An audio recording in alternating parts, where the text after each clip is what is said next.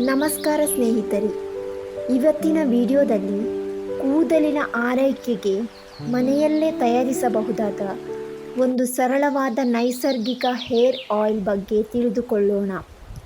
Aloe vera, ಬೇವು, ತಿಮರೆ, ಬ್ರಾಹ್ಮಿ ಅಥವಾ ಗರ್ಗ, ಬಿಳಿ ದಾಸವಾಳ ಹೂವಿನಂತಹ ಪದಾರ್ಥಗಳನ್ನು ಬಳಸಿಕೊಂಡು ಈ ಎಣ್ಣೆಯನ್ನು ತಯಾರಿಸಬಹುದು.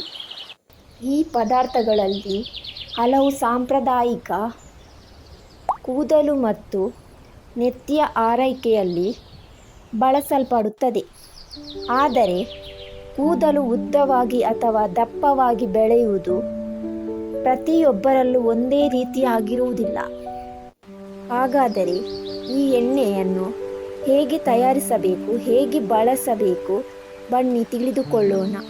ಬೇಕಾಗುವ ಪದಾರ್ಥಗಳು: ಈ ಎಣ್ಣೆ ತಯಾರಿಸಲು ಬೇಕಾಗುವ ಪದಾರ್ಥಗಳು: ಅಲೋವೆರಾ ಜೆಲ್, ಬೇವು ಎಲೆಗಳು, ತಿಮರೆ ಎಲೆಗಳು, ಬ್ರಾಹ್ಮಿ ಅಥವಾ ಗರ್ಗ, ಬಿಳಿ ದಾಸವಾಳ ಹೂ, ತೆಂಗಿನ ಎಣ್ಣೆ ಅಥವಾ ನಿಮಗೆ ಹೊಂದುವ ಕ್ಯಾರಿಯರ್ ಆಯಿಲ್. ಎಲ್ಲ ಎಲೆಗಳು ಮತ್ತು ಹೂಗಳನ್ನು ಚೆನ್ನಾಗಿ ತೊಳೆದು ನೀರು ಸಂಪೂರ್ಣವಾಗಿ ಒಣಗಿದ ನಂತರ ಬಳಸುವುದು ಉತ್ತಮ.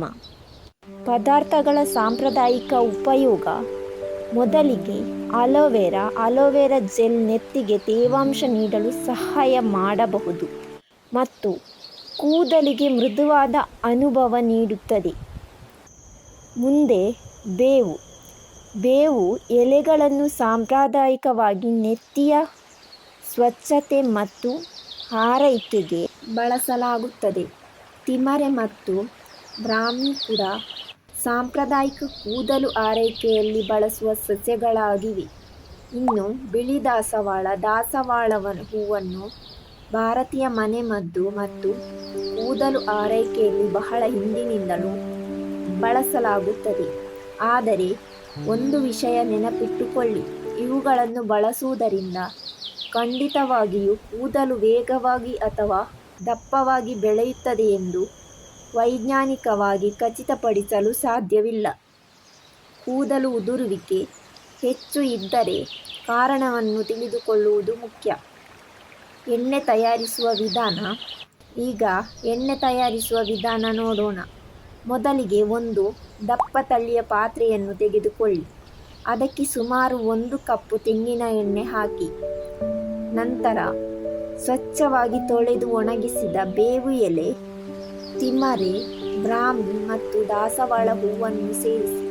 ಈ ಮಿಶ್ರಣವನ್ನು ಕಡಿಮೆ ಉರಿಯಲ್ಲಿ ನಿಧಾನವಾಗಿ ಬಿಸಿ ಮಾಡಬೇಕು. ಎಣ್ಣೆಯನ್ನು ಹೆಚ್ಚು ಬಿಸಿ ಮಾಡಬೇಡಿ. ಎಲೆಗಳು ನಿಧಾನವಾಗಿ ಬಾಡಿ ಅವುಗಳ ಸಸಿಯ ಅಂಶವು ಎಣ್ಣೆಯೊಂದಿಗೆ ಬೆರೆಯುವಂತೆ ಮಾಡುವುದು ಉದ್ದೇಶ. ನಂತರ ಅಲೋವೆರಾ ಜೆಲ್ ಅನ್ನು ಸೇರಿಸುವಾಗ ವಿಶೇಷ ಜಾಗೃತೆ ವಹಿಸಿ. ಅಲೋವೆರಾದಲ್ಲಿ ನೀರಿನ ಅಂಶ ಇರುವುದರಿಂದ ಎಣ್ಣೆ ಚಿಮ್ಮುವ ಸಾಧ್ಯತೆ ಇದೆ. ಆದ್ದರಿಂದ ಪ್ರಮಾಣವನ್ನು ಕಡಿಮೆ ಇಟ್ಟು ನಿಧಾನವಾಗಿ ಸೇರಿಸಿ ಮತ್ತು ಎಣ್ಣೆಯಲ್ಲಿರುವ ತೇವಾಂಶ ಸಂಪೂರ್ಣವಾಗಿ ಕಡಿಮೆಯಾಗುವವರೆಗೆ ಎಚ್ಚರಿಕೆಯಿಂದ ಬಿಸಿ ಮಾಡಿ. ನಂತರ ಉರಿ ಆರಿಸಿ. ಎಣ್ಣೆ ಸಂಪೂರ್ಣವಾಗಿ ತಣ್ಣಗಾದ ಮೇಲೆ ಸ್ವಚ್ಛವಾದ ಬಟ್ಟೆ ಅಥವಾ ಸ್ಕ್ಯಾನರ್ ಬಳಸಿ ಸೋಸಿ. ಒಣ ಮತ್ತು ಸ್ವಚ್ಛವಾದ ಬಾಟಲಿಯಲ್ಲಿ ಸಂಗ್ರಹಿಸಿ. ಹೇಗೆ ಬಳಸಬೇಕು: ಈ ಎಣ್ಣೆಯನ್ನು ಬಳಸುವ ಮೊದಲು ನಿಮ್ಮ ನೆತ್ತಿಗೆ ಹೊಂದಿಕೆಯಾಗುತ್ತಿದೆಯೇ ಎಂದು ಸಣ್ಣ ಭಾಗದಲ್ಲಿ ಪರೀಕ್ಷಿಸಿ. ಎಣ್ಣೆಯನ್ನು ಸ್ವಲ್ಪ ಪ್ರಮಾಣದಲ್ಲಿ ತೆಗೆದುಕೊಂಡು ನೆತ್ತಿಗೆ ಹಚ್ಚಿ ಬೆರಳ ತುದಿಗಳಿಂದ ನಿಧಾನವಾಗಿ ಮಸಾಜ್ ಮಾಡಿ. ತುಂಬ ಬಲವಾಗಿ ಉಜ್ಜುವ ಅಗತ್ಯವಿಲ್ಲ. ಎಣ್ಣೆಯನ್ನು ಕೆಲವು ಗಂಟೆಗಳ ಕಾಲ ಇಟ್ಟು ನಂತರ ಸೌಮ್ಯವಾದ ಶಾಂಪೂ ಬಳಸಿ ತೊಳೆಯಬಹುದು. ವಾರಕ್ಕೆ 1 ಅಥವಾ 2 ಬಾರಿ ಬಳಸುವುದರಿಂದ ನಿಮ್ಮ ಕೂದಲಿಗೆ ಹೇಗೆ ಹೊಂದಿಕೊಳ್ಳುತ್ತದೆ ಎಂಬುದನ್ನು ಗಮನಿಸಿ ಯಾವ ಪ್ರಯೋಜನ ನಿರೀಕ್ಷಿಸಬಹುದು. ಈ ರೀತಿಯ ಎಣ್ಣೆ ಕೂದಲು ಮತ್ತು ನೆತ್ತಿಗೆ ತೇವಾಂಶ ನೀಡಲು, ಒಣತನ ಕಡಿಮೆ ಮಾಡಲು ಮತ್ತು ಕೂದಲಿಗೆ ಮೃದುವಾದ ಅನುಭವ ನೀಡಲು ಸಹಾಯ ಮಾಡುತ್ತದೆ. ಆದರೆ ಕೂದಲು ದಪ್ಪವಾಗುವುದು ಮತ್ತು ಉದ್ದವಾಗುವುದು ಹಲವು ಅಂಶಗಳ ಮೇಲೆ ಅವಲಂಬಿತವಾಗಿದೆ.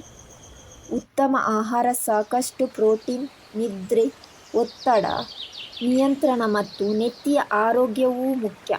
ಕೂದಲು ತುಂಬ ಉದುರುತ್ತಿದ್ದರೆ, ತಲೆ ಚರ್ಮದಲ್ಲಿ ತುರಿಕೆ, ಕೆಂಪಾಗುವುದು ಅಥವಾ ಗಾಯಗಳಿದ್ದರೆ ಮನೆಯ ಎಣ್ಣೆಗಳನ್ನು ಮಾತ್ರ ಅವಲಂಬಿಸದೆ ವೈದ್ಯರನ್ನು ಸಂಪರ್ಕಿಸುವುದು ಉತ್ತಮ.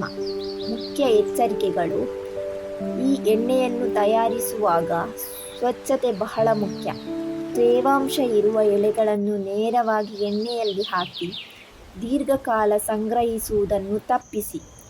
ಎಣ್ಣೆಗೆ ನೀರು ಸೇರದಂತೆ ನೋಡಿಕೊಳ್ಳಿ ಮತ್ತು ದುರ್ವಾಸನೆ, ಬಣ್ಣ ಬದಲಾವಣೆ ಅಥವಾ ಫಂಗಸ್ ಕಂಡುಬಂದರೆ ಬಳಸಬೇಡಿ.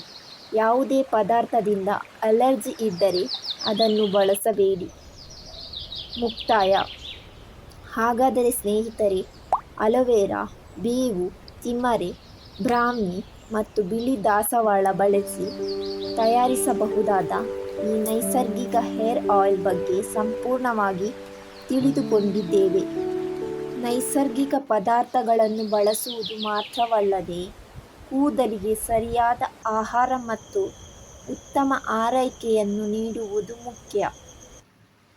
ವಿಡಿಯೋ ನಿಮಗೆ ಇಷ್ಟವಾದರೆ ಲೈಕ್ ಮಾಡಿ, ನಿಮ್ಮ ಸ್ನೇಹಿತರು ಮತ್ತು ಕುಟುಂಬದವರೊಂದಿಗೆ ಶೇರ್ ಮಾಡಿ. ಇಂತಹ ಕನ್ನಡದ ಆರೋಗ್ಯ ಮತ್ತು ಮನೆಮದ್ದು ಮಾಹಿತಿಗಾಗಿ ನಮ್ಮ ಚಾನಲನ್ನು ಸಬ್ಸ್ಕ್ರೈಬ್ ಮಾಡಿ, ಬೆಲ್ ಐಕನ್ ಒತ್ತಲು ಮರೆಯಬೇಡಿ. ಧನ್ಯವಾದಗಳು.